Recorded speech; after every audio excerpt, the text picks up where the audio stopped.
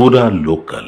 నమస్తే, welcome to పూరా local. ప్రస్తుతం మనము గిగ్ వర్కర్స్ తోటి ఉన్నాము. డెలివరీ బాయ్స్ అంటే వీళ్ళు చాలా డిమాండ్స్ ఉన్నాయి వీళ్ళవి అని 31st స్ట్రైక్ చేశారు. మరి 31st అయిపోయింది, ఇప్పుడు కొత్త సంవత్సరంలోకి వచ్చాము 2026లోకి. ఇంకా వాళ్ళ డిమాండ్స్ ఏంటి, వాళ్ళ ప్రాబ్లమ్స్ ఏంటి ఒకసారి అడిగి తెలుసుకునే ప్రయత్నం చేద్దాం. మీ పేరు? రాకేష్ సింగ్ అండి. మీరు ఏ కంపెనీలో చేస్తారు? జొమాటోలో చేస్తారు. ఎన్ని ఇయర్స్ నుంచి చేస్తున్నారు జొమాటోలో? 2.5 years అయిందండి. ఎలా ఉంది జొమాటో? స్టార్టింగ్ మంచిగానే ఉండే అండి, కానీ రాను ఇన్సెంటివ్ తగ్గిస్తూనే ఉన్నాడు. మాకు పెట్రోల్కి సరిపోతలేదు. మరి నేను నడిపించేది యాక్టివా 40 kilometers ఇస్తుంది. అది ఎలక్ట్రానిక్ బండి అయినా మిగులుతుండే, కానీ ఎలక్ట్రానిక్ బండ్లు చాలా వేరే రకంగా అయిపోయినాయి అవి. కాబట్టి ఫస్ట్ ఏమో 300, 400, 500 ఇస్తుండే, సండే వస్తే 700 కూడా ఇస్తుండే ఇన్సెంటివ్. కానీ ఇప్పుడు రాను డైలీ 200, 250, 225, హాఫ్ డే చేస్తే 100 రూపాయలు సరిపోతుందా అండి 5-6 గంటలు పని చేయడానికి? అలా కావడానికి గల కారణం ఏమనుకుంటున్నారు? సెంట్రల్ గవర్నమెంట్ అండి. సెంట్రల్ గవర్నమెంట్ పెట్రోల్ డీజిల్ ధరలు పెంచి, ఒకటైతే పెట్రోల్ డీజిల్ ధరలు పెంచేసారు. సెంట్రల్ గవర్నమెంట్ 70 రూపాయల నుంచి 110 రూపాయలు పెట్రోల్ డీజిల్ అయిపోయింది. ఈ పెట్రోల్ డీజిల్ ధర పెరిగిన తర్వాత వీళ్ళు అప్పుడు స్టార్టింగ్లో మంచిగానే ఇచ్చారు, కానీ ఆ మూమెంట్ నుంచి ఈ మూమెంట్ చూస్తే 50% తగ్గిపోయింది ఇన్సెంటివ్. అంటే ఇన్ని ఆర్డర్స్ చేస్తే 12 ఆర్డర్లు చేస్తే ఒక ఎత్తు 100 రూపాయలు ఇస్తాడు. 12 నుంచి 20 ఆర్డర్లు చేస్తే 175 ఇస్తాడు. మళ్ళీ 24 ఆర్డర్లు చేస్తే 250 ఇస్తుండు. ఇప్పుడు ఈరోజు నిన్న అయితే 600 ఇచ్చిండు. ఆర్డర్స్ ఎక్కువ ఉన్నాయి కాబట్టి ఇన్సెంటివ్ ఈరోజు 450 ఇస్తున్నాడు.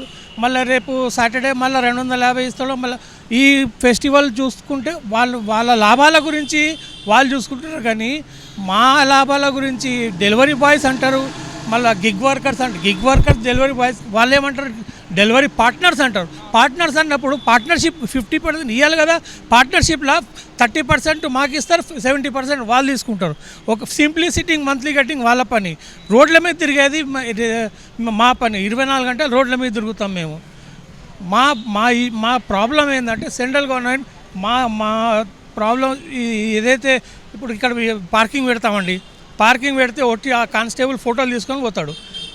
తప్పేవాళ్ళది రెస్టారెంట్కి పర్మిషన్ లేకుండా పార్కింగ్ పర్మిషన్ ఇవ్వద్దు పార్కింగ్ లేకుంటే. కానీ వాడొచ్చి మమ్మల్ని స్విగ్గీ జొమాటోవి ఫోటోలు తీసుకొని ఇల్లీగల్గా ఎక్కడ పడితే అక్కడ మెయిన్ టార్గెట్ పోలీసు వాళ్ళు స్విగ్గీ జొమాటోలో చూసుకొని పట్టుకుంటున్నారండి. ఎందుకంటే వీళ్ళ దగ్గర చాలాన్లు, వీళ్ళే మా పర్మనెంట్ గిరాకులు. ఈ పోలీసు వాళ్ళకు మాకు ప్రజలు మేము కట్టే ట్యాక్స్ తోటి వాళ్ళు బతుకుతున్నారు, వాళ్ళ జీతాలు తీసుకుంటున్నారు. కానీ మా మీద తుపాకీ పెట్టి మమ్మల్ని షూట్ చేస్తున్నారు పోలీసు వాళ్ళు. టార్గెట్ స్విగ్గీ జొమాటో వాళ్ళని టార్గెట్ పెట్టుకున్నారు.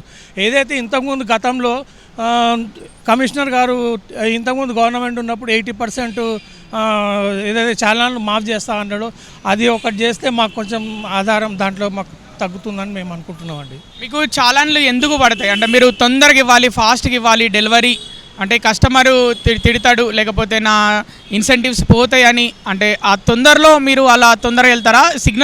సిగ్నల్ కూడా దాటేసి వెళ్తారంటున్నారు కదా.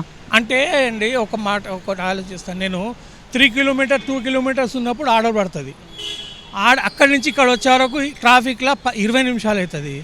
ఈ 20 నిమిషాలు పోయి అక్కడ నిలబడే వరకు రష్ ఉన్నదనుకోండి, అక్కడ 20 నిమిషాలు అవుతుంది.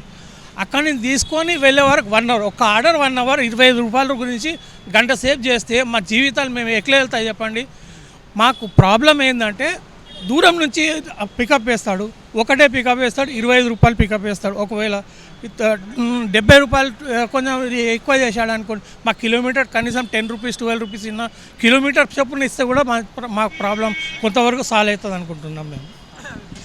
10 minutesలో అసలు డెలివరీ సాధ్యమవుతుందా? 100% కాదండి. 80% మనిషి చచ్చిపోయినా ఐసీయూలో పడి అంబులెన్స్లో పంపించినా కానీ అంబులెన్సే పోదండి 10 minutesలో. మేము ఎక్కడ వెళ్తామండి చెప్పండి. వాడు రుయి అనుకుంటూ పోతే కూడా ఎవరు దారి ఇరువాడు పరిస్థితి ఈరోజు ఈ ట్రాఫిక్లో. మేము ఎక్కడ వెళ్తామండి, అంబులెన్సే పోదు, మేము ఎట్లా పోగలుగుతాం? 100% కాని పని అది. 10 minutes అది మధ్యలో వేసాడు కానీ అది ఇప్పుడు తీసేసాడండి. 10 minutes డెలివరీ లేదు ఇప్పుడు, అది తీసేశాడు. కాకపోతే 10 minutesలో ఎవరు వెళ్ళలేరు. 31st రోజు మీరు స్ట్రైక్లో పాల్గొన్నారా? అంటే హాఫ్ డే పాల్గొన్నామండి. ఎందుకంటే కడుపు తిప్పాల ఆ రోజు మేము పిల్లలు బతకాల మేము కూడా యాక్చువల్గా 31st స్ట్రైక్ అంటే స్ట్రైక్ అనేది ఒకటి ప్లానింగ్లో ఉంటే మంచిగా ఉంటుండే అండి. ఇవాళ రేపు యూనియన్ ఉన్నది, ఆ యూనియన్ అందరినీ కలుపుకోవాలి, అందరినీ కలుపుకొని ఒక వాట్సాప్ తయారు చేయాలి. యూనియన్ని అందరికి తెలియాలి యూనియన్ ఉందని. ఇక్కడ 90% గిగ్ వర్కర్లు అని కానీ డెలివరీ పార్ట్నర్ అని వాళ్ళకి తెలియదు. 90% డెలివరీ బాయ్స్కి యూనియన్ ఉందని తెలియదు, ఉందంట అని చెప్తున్నారు. కానీ ఇంకోటి ఏంటంటే మేము వారమంతా పనిచేస్తామండి. వారమంతా పనిచేసిన తర్వాత ముందు ఒకప్పుడు 50 రూపాయలు, 30 రూపాయలు, 20 రూపాయలు కట్ చేస్తుండే. ఏంటంటే అది ఇన్కమ్ ట్యాక్స్ ఐటీ అని కట్ చేస్తుండే. ఇప్పుడు 100 నుంచి 150 రూపాయలు కట్ చేస్తుండండి జొమాటో వాడు. అంటే వాడు సేఫ్ కావడానికి మా రక్తం తాగుతున్నాడు, జొమాటో. వారానికి వచ్చేసి 150 రూపాయలు కట్ చేస్తున్నాడు మాకు ఐటీ అని పిఎఫ్ ఇస్తారో లేదో దేవుని కనుక గవర్నమెంట్ ఇస్తుందా లేదో కానీ మాకు ఇప్పుడు కొత్త మంత్రి ఏదైతే వివేక్ వెంకటస్వామి గారు వచ్చారో ఆయన చెప్పాడు చేస్తామని చెప్పారు. కానీ ఆయన ఎంతవరకు చేస్తాడు? రాజకీయ నాయకుల మాటలు నమ్మడం ప్రజల్లో ఎంతవరకు నమ్ముతారో తెలియదు, కానీ మేమైతే నమ్మమండి. ఇచ్చే 100% మా దగ్గర చేతుకు వచ్చే బుక్క కూడా లాక్కుంటున్నారు, జారిపోతుంది ఒక్కొక్కసారి. అది పరిస్థితి అయిపోయింది. మీకు అసలు సెక్యూరిటీ అనేది ఉంటుందా? మీకు ఏమైనా యాక్సిడెంట్ అయినా లేకపోతే మీకు ఏమైనా హెల్త్ ప్రాబ్లం వచ్చినా ఎప్పుడు తిరుగుతుంటారు కదా పొల్యూషన్లో, మీరు ఎవరైనా సెక్యూరిటీ ఉందా మీకు? అసలు కంపెనీ నుంచి ఏమన్నా ప్రొవైడ్ చేస్తారా? సెక్యూరిటీ ప్రొవైడ్ అంటే నరేంద్ర మోదీ వాగ్దానాలు ఇచ్చినట్టు ఉన్నదండి. నరేంద్ర మోదీ ఒకప్పుడు చెప్పాడు కాలాధన్ జాతా మై తుమార్కు 10 लाख రూపాయ అన్నట్టు అయిపోయింది. అప్పుడు చెప్పిండు. కానీ ఇది కూడా అంతే అండి. మీకు సెక్యూరిటీ ఉంది, మీకు ఇన్సూరెన్స్ ఉంది, మీకు ఏమైనా అయితే హాస్పిటల్లో పోతే మీకు ఫ్రీ ట్రీట్మెంట్. అంటే ఒక 24 hours అంత పెద్ద యాక్సిడెంట్ జరుగుతేనే కానీ మాకు అక్కడ ఏం సెక్యూరిటీ లేదండి. వాడు చెప్తాడు మీకు ఫ్రీ హాస్పిటల్కి పోతే, ఏ హాస్పిటల్కి పోతే ఫ్రీ అని ఇందులో ఒక యాప్ ఉంటుంది. ఆ యాప్లో చూపిస్తాడనమాట మీకు ఏ హాస్పిటల్ పోయినా ఫ్రీ ట్రీట్మెంట్ అంటారు. కానీ ఫ్రీ ట్రీట్మెంట్ ఎప్పుడు అంటే మేజర్ యాక్సిడెంట్ అయినప్పుడు అక్కడ 24 hours అడ్మిట్ అయితేనే అక్కడ అది జరుగుతుంది అంటాడు. కానీ ఒకసారి యాక్సిడెంట్లో రోడ్ మీద జరిగింది అనుకోండి, మీరు జరిగితే ఇట్లా యాక్సిడెంట్ జరిగిందండి నాకు అంబులెన్స్ కావాలి అని చెప్తే నీ నంబర్ ఎంత, నీ ఐడి నంబర్ ఎంత, నువ్వు ఎక్కడున్నావు, నువ్వు ఏ లొకేషన్లో ఉన్నావు, ఒకప్పుడు చెప్తారు కదండి. ఒకటైతే ఇది మీకు కావాలంటే 1 నొక్కండి, వద్దంటే 2 నొక్కండి, 3 అయితే లేదంటే ఇట్లా మాట్లాడతారండి. జొమాటో అయినా స్విగ్గీ అయినా కానీ ఇది ఎంతవరకు కరెక్ట్ అండి? మాకు ఇమీడియట్లీ ఏమన్నా అయితే ఏ హాస్పిటల్ పోయినా కానీ గవర్నమెంట్ ఫ్రీ ట్రీట్మెంట్ ప్రొవైడ్ చేయాలి. ఢిల్లీలో కేజ్రీవాల్ అయితే ఏదైతే చేశాడో ఢిల్లీలో ఏ హాస్పిటల్ పోయినా కానీ ఫ్రీ ట్రీట్మెంట్, అక్కడ ఎన్ని కోటి రూపాయలైనా ఫ్రీ. అలాంటి పరిస్థితి మాకు ఇక్కడ సెంట్రల్ గవర్నమెంట్ చేయాలి. రేవంత్ రెడ్డి గారికి మేము కోరుకునేది ఏంటంటే మా gig workers Swiggy, Zomato, Zepto ఏదైనా కానీ మాకు ఏ హాస్పిటల్ పోయినా కానీ మా ఐడి చూపిస్తే ఫ్రీ ట్రీట్మెంట్ చేయాలి. కొన్ని కోటి రూపాయలు 10 కోట్లైనా కానీ ఫ్రీ ట్రీట్మెంట్ జరగాలని ఈరోజు నేను ఇక్కడ స్టేట్ గవర్నమెంట్కైనా సెంట్రల్ గవర్నమెంట్కైనా కోరుతున్నాను. అంటే మీ అవసరాని కోసమే పనిచేస్తున్నారు, వీలు కాకపోతే నాకు ఇంకొకరు దొరుకుతారు అని కంపెనీలు కూడా ఆలోచిస్తున్నాయా డెలివరీ బాయ్స్ గురించి, డెలివరీ పార్ట్నర్స్ గురించి? అంటే అండి 2014 నుంచి ఈ ఐటీ రంగం పడిపోయినప్పటి నుంచి చాలామంది నిరుద్యోగులు అయిపోయారండి.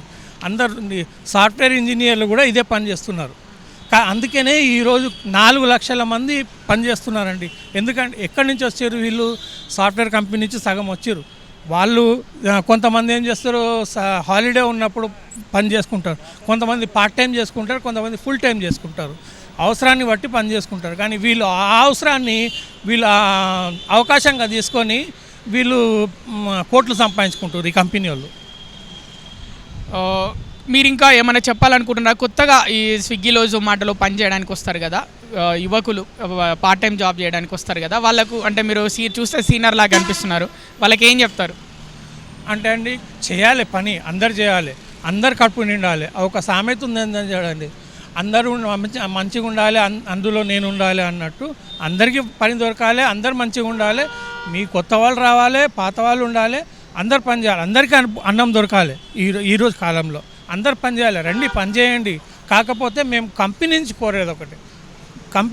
కోరేది ఒకటే, మా ఇన్సెంటివ్ పెంచండి, మా మెడికల్ ఏదైతే ఉన్నదో అది బాగు చేయండి. మాకు ఏదైతే వారానికి మాకు డబ్బులు కట్ చేస్తుర్రు 100 నుంచి 150 రూపాయలు, అది కట్ చేయడం బంద్ చేయండి. మాకు మీకు వచ్చే లాభాలకి వెళ్ళి మాకు ఇవ్వండి కావాలంటే. మీరు ఏదైతే డెలివరీ పార్ట్నర్స్ అంటున్నారో ఆ పార్ట్నర్ అనేది 30% పార్ట్నరా, 20% పార్ట్నరా, ఎంత పర్సెంట్ పార్ట్నరో మాకు చెప్పండి. మేము పార్ట్నర్స్, డెలివరీ పార్ట్నర్స్ అంటారు కదా కంపెనీ వాళ్ళు, అవి ఎంత పర్సెంట్ పార్ట్నర్? మేము 20% పార్ట్నరా, 50% పార్ట్నరా? మీరు సింప్లీ సెట్టింగ్ మంత్లీ గంటగా అన్నట్టు మీరు ఆఫీస్లో కూర్చొని కోట్ల రూపాయలు సంపాదిస్తారు.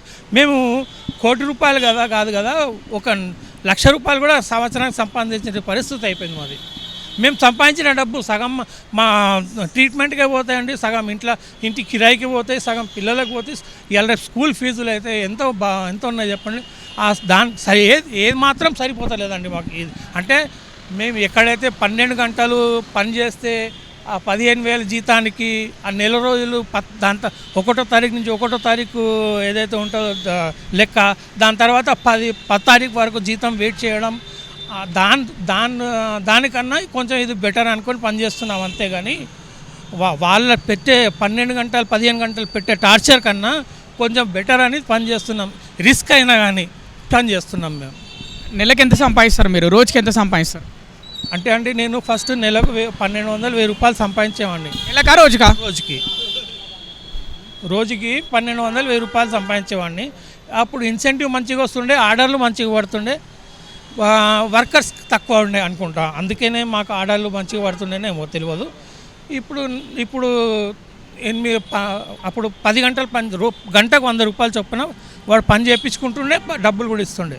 కానీ ఇప్పుడు 14 గంటలు పని చేస్తే కానీ 1,000 రూపాయలు వస్తలేవు. 4 అవర్స్ ఫస్ట్ కన్నా ఇప్పటికన్నా 4 అవర్స్ ఎక్కువ పని చేస్తే ఆ 1,000 రూపాయలు వస్తున్నాయండి. ఇంకా ఇన్సెంటివ్స్ పెంచమంటున్నారు.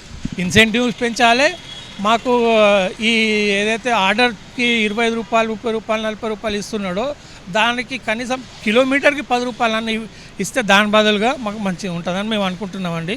ఎందుకంటే మేము పెట్రోలు అన్లొకేటెడ్ ఏరియా, ఇప్పుడు నాచారం అటువైపు వెళ్తాం అనుకోండి, 10 కిలోమీటర్లకు ఆర్డరే పడదు మాకు.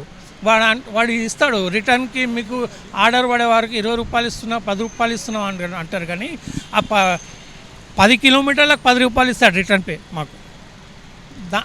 అది పెంచాలనుకుంటున్నాం మేము.